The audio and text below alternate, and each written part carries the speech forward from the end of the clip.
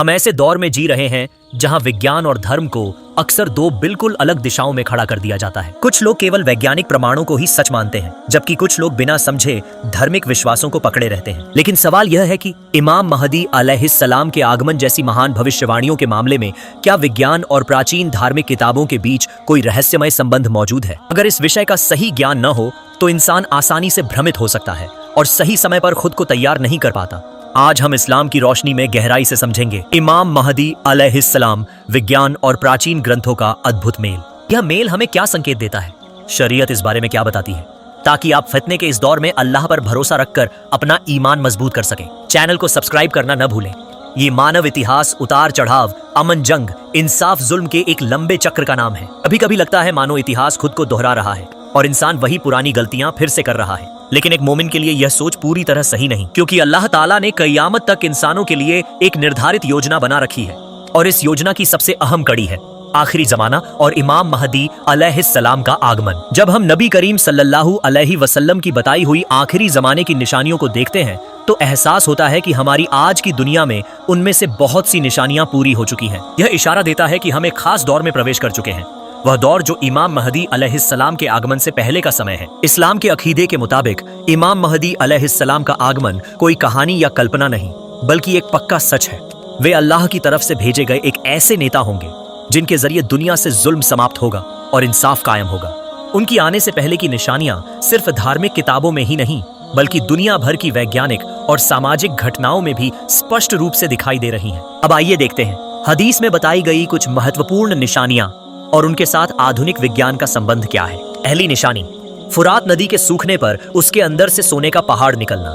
नबी करीम सल्लल्लाहु अलैहि वसल्लम ने इरशाद फरमाया कि कयामत तब तक नहीं आएगी जब तक फुरात नदी अपना खजाना उजागर नहीं कर देगी, एक सोने का पहाड़। लोग इसके लिए लड़ेंगे और हर 100 में से 99 मारे जाएंगे। आज विज्ञान कहता है जलवायु परिवर्तन, सूखा और डैम निर्माण के कारण फुरात नदी तेजी से सूख रही है। नासा की रिपोर्टें दिखाती हैं कि नदी का जलस्तर अभूतपूर्व रूप से कम हो चुका है। वैज्ञानिक मानते हैं कि नदी के तल में खनिज संपत्ति और प्राचीन संरचनाएं मौजूद हो सकती हैं, जो भविष्य में भारी संघर्ष का कारण बनेंगी। हदीस की पेशनगोई से इसका मेल बहुत गहरा है। दूसरी निशानी, अरब फिर से हरा भरा और सरसब्जा हो जाएगा। नबी करीम सल्लल्लाहु अलैहि वसल्लम ने फरमाया कि क़यामत से पहले अरब फिर से हरा भरा हो जाएगा। आज सऊदी अरब में क्लाउड सीडिंग, उन्नत सिंचाई तकनीक, करोड़ों पेड़ों का प्रोजेक्ट, ये सब वही हकीकत दिखा रहे हैं। भूवैज्ञानिक मानते हैं कि अरब प्राचीन काल में सचमुच एक हरा भरा इलाका था।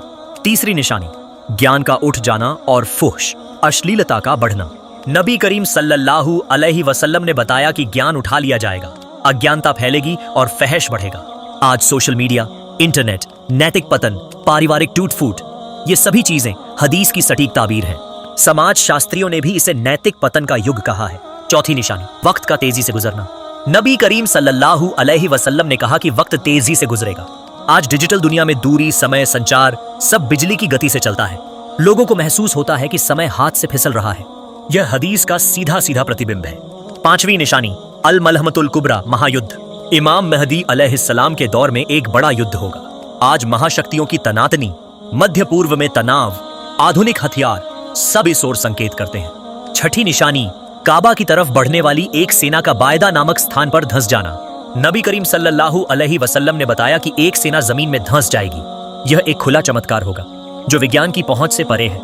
इन सारी निशानियों को देखकर साफ हो जाता है कि इमाम महदी अलैहिस्सलाम का दौर दूर नहीं। दुनिया की घटनाएं, वैज्ञानिक शोध, समाज का पतन सब एक ही दिशा की तरफ इशारा करते हैं, जिसे हमारे नबी करीम सल्लल्लाहु अलैहि वसल्लम ने 1400 साल पहले बता दिया था। इसलिए हमें चाहिए कि हम अफवाहों में पड़ने के बजाय अपनी रूहानी तैयारी करें, अल्लाह पर भरोसा रखें, अपना ईमान मजबूत करें और फितने के इस दौर में सीधे रास्ते पर कायम रहें। अल्लाह ताला हमें हर फितने से महफूज रखे और इमाम महदी अलैहिस्सलाम के दौर में हमें सच्चे मोमिनों में शामिल करें। आमीन।